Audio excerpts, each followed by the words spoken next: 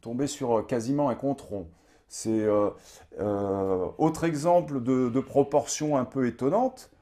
euh, le nombre total des codons du génome humain divisé par le nombre des deux codons les plus importants, il fait le calcul, Jean-Claude Pérez, il tombe sur 12,999. Là, c'est encore plus troublant, c'est-à-dire 13, quoi. Donc, je ne sais pas euh, si ça paraîtra étonnant à tout le monde, mais voilà, là c'est pareil, je dirais, de tomber sur 12,999, on a une chance sur 1000 de tomber si près de 13, une chance sur 1000. Donc, voilà, c'est des proportions étonnantes, je dirais. Mais ce qui m'a le plus impressionné dans les travaux de Jean-Claude Pérez, et c'est là qu'on en vient au nombre d'or, euh, Jean-Claude Pérez, qui,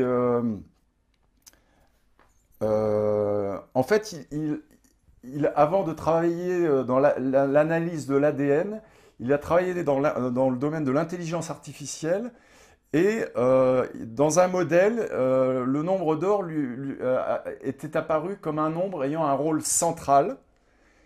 Et il a eu l'idée d'utiliser, enfin, d'analyser effectivement euh,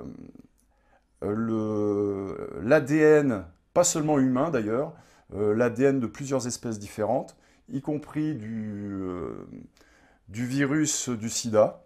Il a également étudié ça le, avec le médecin français, avec le découvreur virus du sida. Montagnier, Voilà, professeur Montagnier, voilà ouais. il a travaillé en collaboration avec le professeur Montagnier. Euh, donc il a constaté ce qu'on appelle des résonances. Alors, comment expliquer ça euh, le plus simplement possible. Euh, Ici en rouge, vous avez ce qu'on appelle les nombres de Fibonacci. Alors, c'est des nombres, c'est des nombres très faciles à déterminer à partir du moment où vous avez les deux premiers. Parce qu'une fois que vous avez les deux premiers, le suivant, vous faites la somme des deux précédents. Donc un plus un, 2. Pour avoir le suivant, vous faites un plus 2, 3. 2 plus 3, 5. 3 plus 5, 8. Et ainsi de suite. Les nombres de Lucas, c'est une suite jumelle de la suite de Fibonacci. C'est pareil, sauf que les deux premiers ont des valeurs différentes, mais le principe est le même. 1 plus 3, 4. 3 plus 4, 7. 4 plus 7, 11. Et ainsi de suite. Voilà. Et il se trouve que le rapport entre un nombre de Fibonacci et le précédent est très proche du nombre d'or. Et plus les nombres de Fibonacci sont importants, plus on est proche de ce nombre d'or, donc qui vaut à peu près 1,618. Euh, et alors, donc, pour moi, la découverte stupéfiante que Jean-Claude Pérez a faite, c'est la présence de résonance. Je vous explique le principe. Il a par exemple étudié un gène bien particulier, un gène humain bien particulier qui comporte 5613 bases. Euh, Voici comment il fait son analyse.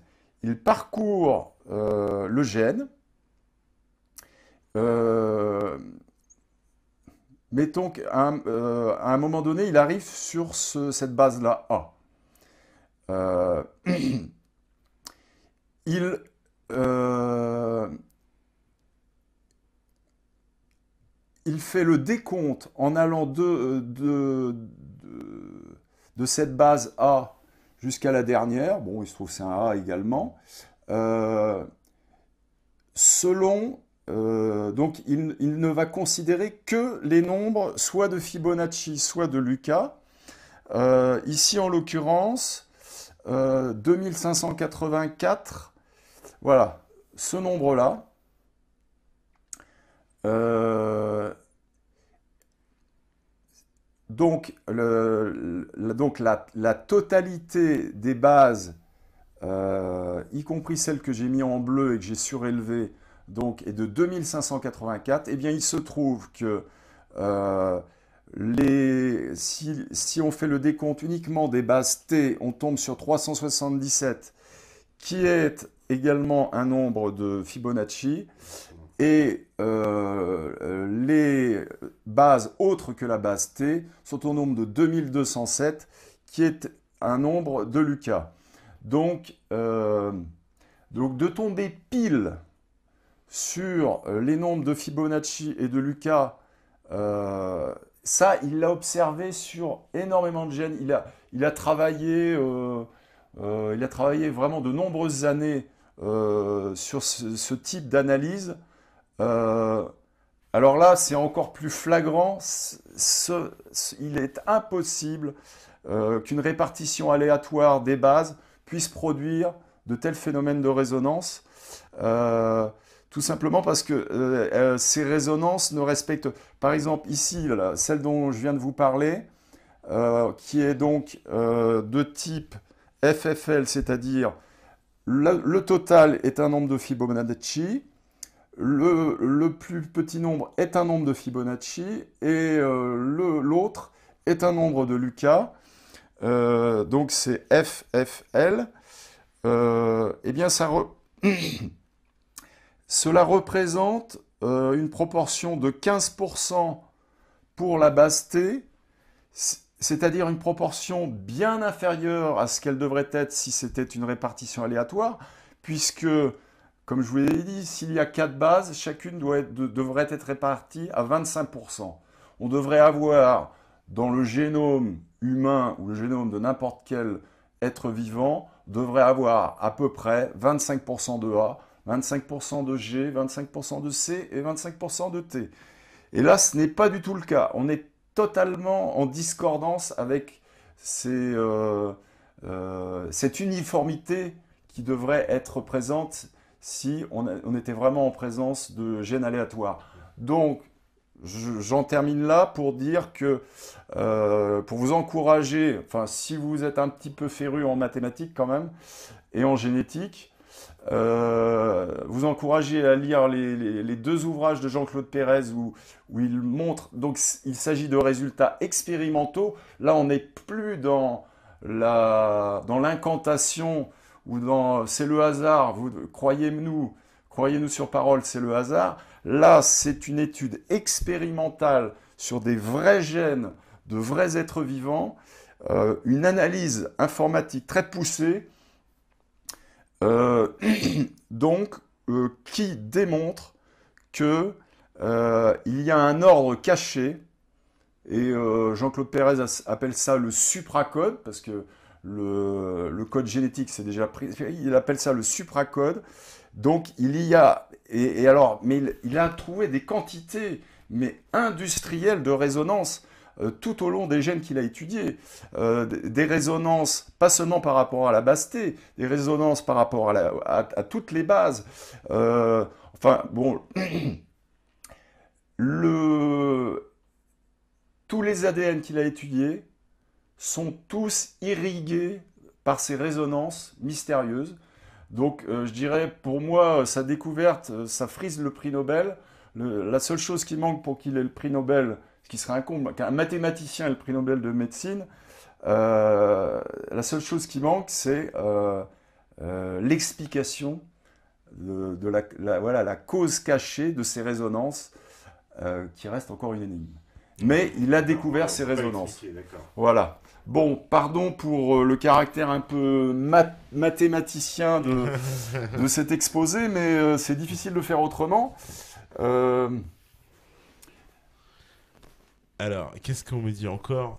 Le nombre d'or et l'assurance de la proportion harmonieuse, or le Coran, nanana, etc. D'accord, ouais, bah, c'est vrai que dans le Coran, il y a pas mal, semble-t-il, de références, en fait, à l'ADN et même, paraît-il, à la biogénétique. Alors, qu'est-ce qu'on nous dit? Nos gènes ne sont-ils pas plus proches de ceux du cochon? Ça, c'est ce qu'on nous dit souvent. C'est vrai, pas? C'est une connerie, ça, que le cochon partage beaucoup de... Non, non, c'est faux. C'est faux. Ah, c'est sûrement faux. D'accord. Non, non, non. Encore une Ça légende urbaine, alors? non, non. D'ailleurs, ça doit certainement pouvoir se trouver sur Internet où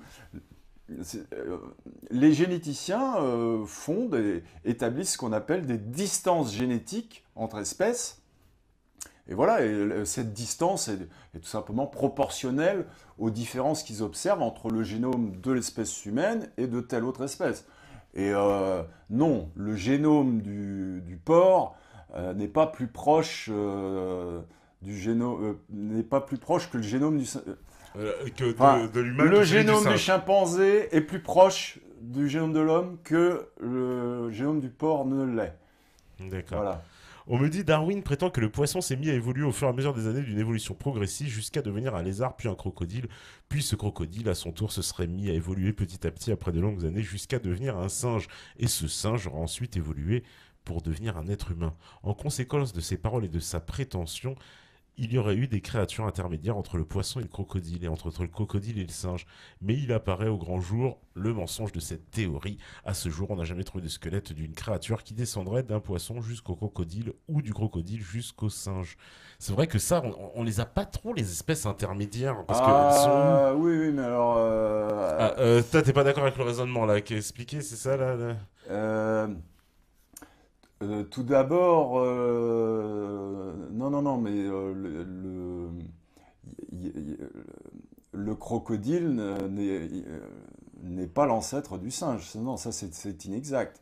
Ah, Euh, je veux dire, il y a à une certaine période, bon, il y a 5 types de vertébrés, c'est bien connu. Il y a les poissons, il y a les batraciens, les reptiles, les oiseaux et les mammifères. Voilà. Il y a 5 grandes classes de vertébrés. Donc, euh, les singes font partie des mammifères. Donc, les crocodiles, non. les crocodiles, c'est des Les reptiles. crocodiles, ils Ouais. pondent des œufs. Hmm. Donc, certes, comme toujours, nous avons un ancêtre commun avec le crocodile, mais il est quand même assez éloigné. Et en tout cas, non, le singe ne descend pas d'un crocodile. Ça, non, pas du tout. C'est pas possible.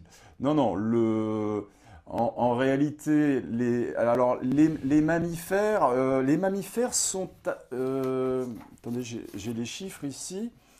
Euh, les mammifères sont apparus il y a 220 millions d'années, soit très peu de temps après les dinosaures. Les dinosaures sont apparus il y a 230 millions d'années, vous voyez, puis 10 millions d'années après, il y a les mammifères. Et en fait, c'était des... Bah, de toute façon, on a trouvé les ossements. Ils étaient de très petite Ouais, taille, des hein. petites souris, c'est ça? C'était des oui, Ouais, voilà. des Ça, petits- ça ressemblait à des souris. Donc voilà, donc On vient d'une ça souris, serait quoi. plus judicieux de dire que le singe descend de la souris. Mais le crocodile, non. Non, non, Le crocodile sera apparu avant, en fait, avec alors, je sais, là,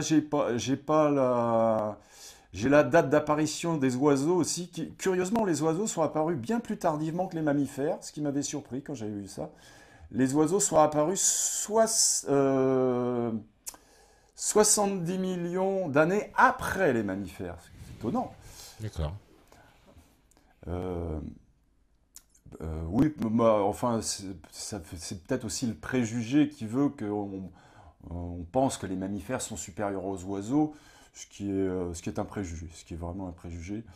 En tout cas, au niveau intelligence, il y a des oiseaux qui sont nettement plus intelligents que certains mammifères. Je pense aux perroquets, aux pies et aux corbeaux, Ouais. Oui, parce que qui sont oui, particulièrement ouais. intelligents. Les pieds arrivent à faire des tours, on sait qu'on peut leur mettre, elles vont voler, elles vont machin. Enfin, Les pies se reconnaissent dans un miroir. D'accord. Oui. On a fait On l'expérience et oui, on a- oui, oui, on a fait le test euh, on leur met une gommette ici sur la gorge quand elles sont encore endormies. Quand elles se réveillent, on la met devant un miroir, et bien elle regarde le miroir et essaie d'enlever la gommette. Donc elle a vu que c'était elle, quoi. j'en parle dans mon livre sur ce fameux test du miroir et des espèces animales qui se reconnaissent dans un miroir. Euh, chez les oiseaux, il y a la pie. Chez les mammifères, évidemment, les grands singes. Tous les grands singes se reconnaissent dans le miroir. Le problème, c'est que pour les dauphins, probablement, mais le problème, c'est que c'est difficile de trouver un test.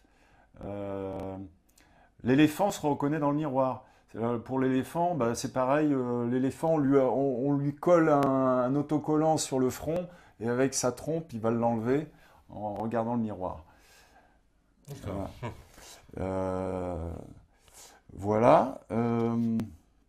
Est-ce que aussi, alors ça c'est quelque chose qu'on entend souvent, est-ce que ça tient de la légende justement, l'histoire des fameux oiseaux qui seraient les descendants des dinosaures, alors que les dinosaures auraient des plumes, etc. On entend beaucoup ces versions. Non, oui, alors, mais ça c'est avéré. Oui.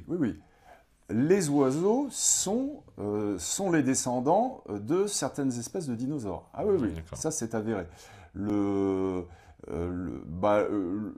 L'ancêtre très connu des oiseaux s'appelle l'Archéoptérix. Donc il avait déjà des ailes et des plumes. Mais sur ses ailes, il avait encore 3 ou 4 griffes qui ont disparu par la suite. Il n'y a plus maintenant d'oiseaux qui ont des griffes à la moitié de... Alors que l'Archéoptérix, il a à la fois il a des griffes et puis des ailes. Et qu'est-ce que tu penses, toi, des théories, parce que bon, l'heure avance, mais des théories qui nous disent que comment on appelle ça, les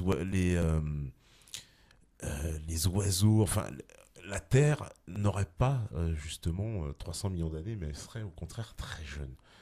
J'imagine que tu as déjà entendu parler de ces théories qui disent que finalement, l'histoire des millions d'années, c'est faux, c'est une invention, que la Terre serait beaucoup plus jeune que ce qu'on nous prétend. Alors c'est quelque chose qu'on entend. Toi, ça te paraît crédible ou complètement farfelu? Bon, disons que...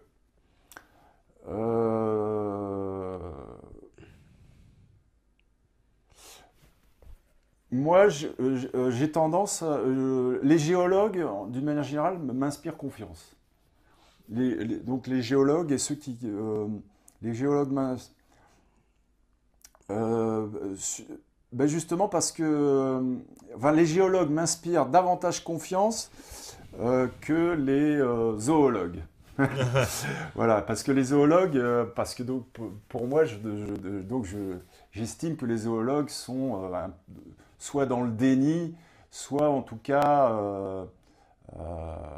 ou un petit peu dans la malhonnêteté, au risque de paraître un peu dur, mais oui, d'ailleurs je tiens aussi, je vais bientôt partir, mais il y a une chose que je tiens à dire justement, c'est que, pour revenir à notre sujet,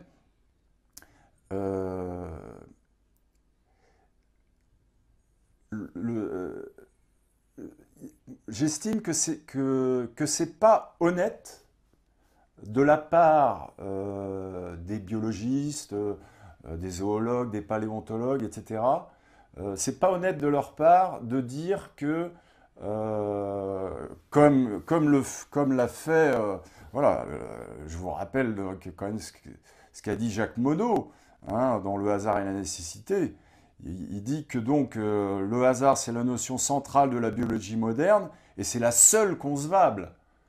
Donc ça, c'est pas honnête, je trouve, de sa part, avec tout le respect que je lui dois par ailleurs. Moi, on a le choix, ou bien on croit au hasard. Bon, écoutez. Grand bien vous fasse, ou bien on n'y croit pas, et moi c'est mon cas, et je n'y ai jamais cru, et ça m'étonnerait que j'y croie un jour. Surtout avec les travaux de Jean-Claude Pérez que j'ai découvert il y a 2 mois. J'étais presque en transe hein, quand j'ai lu ses livres, hein, parce que je disais, parce que c'était la confirmation expérimentale. C'est ça en science qui compte, c'est l'expérience. C'est parce que les affirmations sans justification, euh, ce qui est typiquement le cas de Jacques Monod, il n'y a pas de justification derrière son affirmation. Il dit il n'y a que le hasard qui peut être concevable dans la théorie de l'évolution. Moi je dis non, non, il n'y a pas que le hasard. Et donc il faut. Voilà, on a les deux options possibles et il n'y en a pas d'autres, je dirais. Hein, parce que c'est soit le hasard, soit il y a une intelligence derrière tout ça. C'est soit l'un, soit l'autre. Hein. Oui. Donc, bah, chacun fait son choix. Bon, mais il faut avoir l'honnêteté. Il faut avoir les tenants de la théorie officielle, c'est-à-dire du hasard, doivent avoir l'honnêteté d'admettre qu'ils n'ont pas de preuves de ce qu'ils avancent. Ils n'en ont pas. Ils n'en ont pas. Il y a. Moi, j'ai commencé l'émission par cette expérience avec le hasard et les phrases, la sujet-verbe complément, euh, qui montrent que le hasard, voilà, est une inefficacité intersidérale. Euh, Donc, donc voilà, chacun, heureusement, hein, chacun a le droit de croire à la version euh, qui est la plus conforme à sa conscience. Heureusement qu'il n'y a pas un dogme qui soit autorisé à détruire l'autre heureusement. Euh, mais il faut avoir, et ils ne l'ont pas justement, c'est quand même ça que je reproche aux tenants de la théorie officielle, c'est qu'ils affirment que c'est une théorie scientifique absolument validée expérimentalement, alors que ce n'est pas vrai. Ce n'est pas vrai. Il n'y a... euh, puisque malheureusement, on ne peut jamais, en temps réel, observer les mutations qui se produisent. C'est toujours a posteriori, c'est-à-dire que pour connaître les mutations qui se sont produites entre le chimpanzé et l'homme, eh ben, on compare leur génome et puis eh ben, on constate. On constate, tiens, il y a ça qui a été, il y a eu un tel dédoublement, telle ou telle chose est arrivée. Mais maintenant, les raisons profondes, euh, et il y en a, et il y en a. et on peut dire quoi alors? La conclusion, c'est quoi? C'est que c'est l'œuvre de Dieu, que soyons clairs. C'est-à-dire, il y a quoi? Il n'y a pas d'explication, donc on Alors, l'appelle Dieu en fait, mais en tout cas, c'est pas du hasard, quoi. C'est ça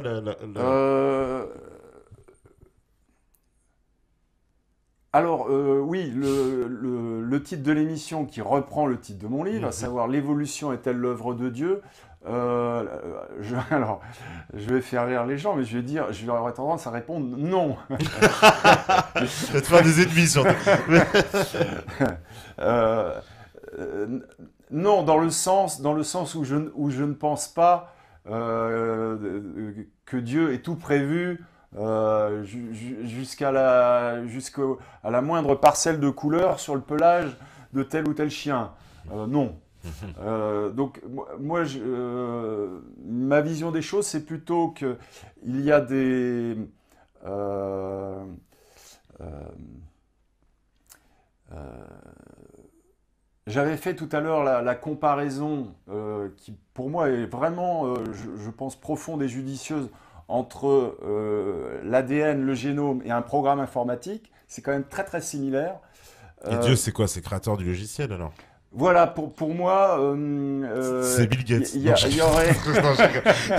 il y aurait, Non. il y aurait voilà, un certain nombre de fonctionnalités, de passages obligés.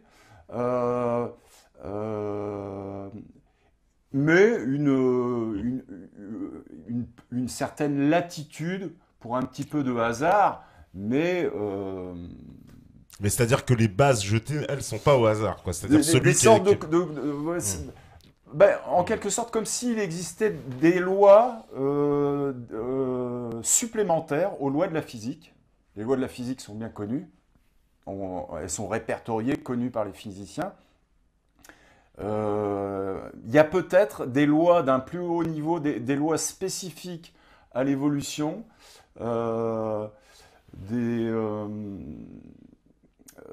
voilà, qui resteraient à découvrir, si jamais il est possible de les découvrir, parce que peut-être que ça nous échappera à jamais, parce que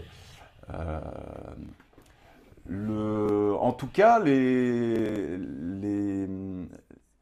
tentatives de compréhension de comment, à partir de ce programme génétique, l'embryon se forme,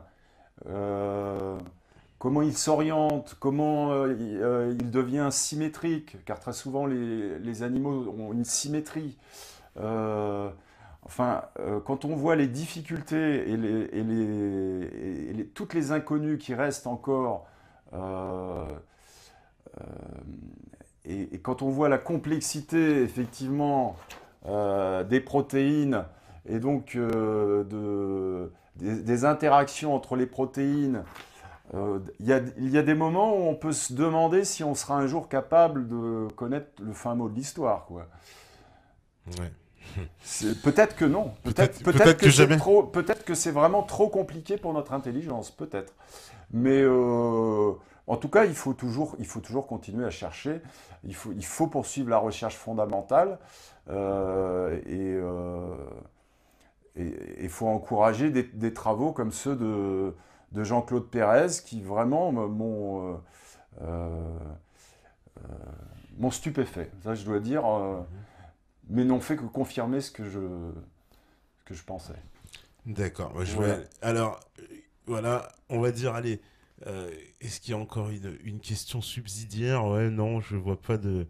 Ah si, voilà, une question subsidiaire qui est intéressante. Une dernière question, c'est est-ce que finalement aussi, toute cette théorie de Darwin, il n'y a pas derrière un objectif politique à l'imposer, c'est-à-dire qu'il y a des motivations politiques plus que des motivations scientifiques finalement, et de modeler un peu un monde dans lequel, soyons clairs, avec la théorie de Darwin, on fait disparaître Dieu, en tout cas de la création du monde.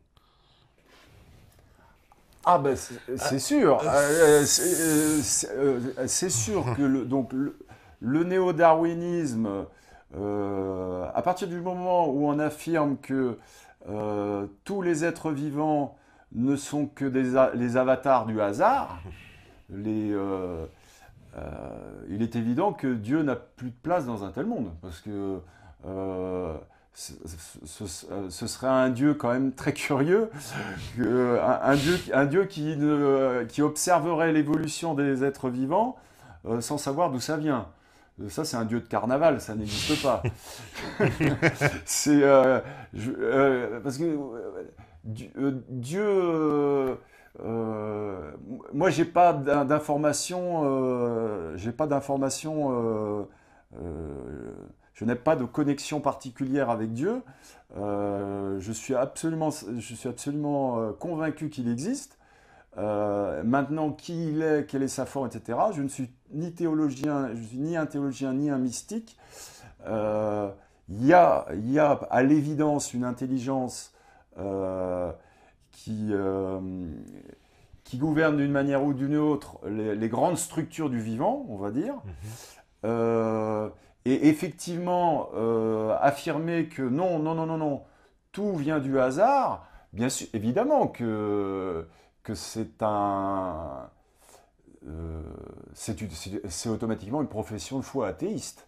Athée. Donc forcément. Voilà, on peut dire qu'on peut envisager qu'il y a des motivations politiques. Il n'y a pas de troisième voie possible. Hein. Je veux dire, ou bien tous les êtres vivants sont le fruit du hasard, et donc il n'y a pas de Dieu. Dieu, ça n'a pas de sens dans ce cas-là. Parce qu'un Dieu qui est là, oh tiens, il y a des êtres vivants. Ils se développent tout seuls, ils sont géniaux. Ça n'a pas de sens. Donc, ou bien, ou bien donc, donc il y a une intelligence, Il y a une intelligence supérieure. c'est-à-dire ce que traditionnellement on a coutume d'appeler Dieu, mais que y en a que le mot, qui considèrent le mot tellement galvaudé, qui vont préférer grand architecte, quoi que ça devient galvaudé aussi, ou grand horloger. Ouais, ceux-là ils sont plutôt du côté du Grand Orient, non? Ceux qui aiment bien les grands architectes. Dieu, c'est le plus court et c'est le plus simple. Voilà. Donc, bon, donc, on pourra conclure là-dessus. On va conclure là-dessus. Voilà, en souhaitant à tous les grands horlogers une bonne nuit. En tout cas, merci Xavier, merci beaucoup d'être venu. Ce fut un plaisir. Nous aussi, un plaisir partagé. Puis là, on pourra plus, ils pourront pas dire qu'on n'a pas fait d'heures sup, parce que tous ceux qui nous disent tout le temps, oui, vous êtes des fonctionnaires, il est minuit 45, les enfants. Moi, j'aimerais bien les voir, eux, si au travail, il reste une heure de plus gratuit. On leur demandera, on leur posera la question, assis devant votre canapé. Voilà, qu'est-ce que vous... Alors, en tout cas, voilà, j'ai l'habitude de saluer tout le monde à la fin. Frisky, Libertad, Meg Medium, Patriote, Sefi, Nasser, Nas l'Indien, Don Sanus, Fange de Brie, Karine, Gâche Espoir, Liberty, toute capoute. Bon, ils ont des noms bizarres, faut pas s'inquiéter, c'est l'évolution, nous aussi, voilà. Un culte dissident, les reptiliens en architecte crédible, tu m'étonnes. Vous, en tout cas, n'oubliez pas que vous êtes 99% plus proche du singe qu'une fourmi. Alors, je ne manquerai pas de vous le rappeler. En tout cas, merci d'être venu. Je pense que cette émission va encore marquer les annales de Méta TV, et on risque... Je pense que ça va débattre encore longtemps sur la théorie de l'évolution. Le débat est loin d'être fini. Les forums qui parlent de la théorie de l'évolution sont toujours très animés et parfois, parfois c'est presque violent aussi. C'est presque violent, ouais. Bah oui, parce que dès qu'il est question de Dieu, de toute façon... ça commence à charcler le couteau. Là, ça va. C'est toujours un peu sensible. Ça va finir à la machette sur le chat de toute façon. Moi, je suis quelqu'un qui n'ait pas peur de parler de Dieu et surtout qui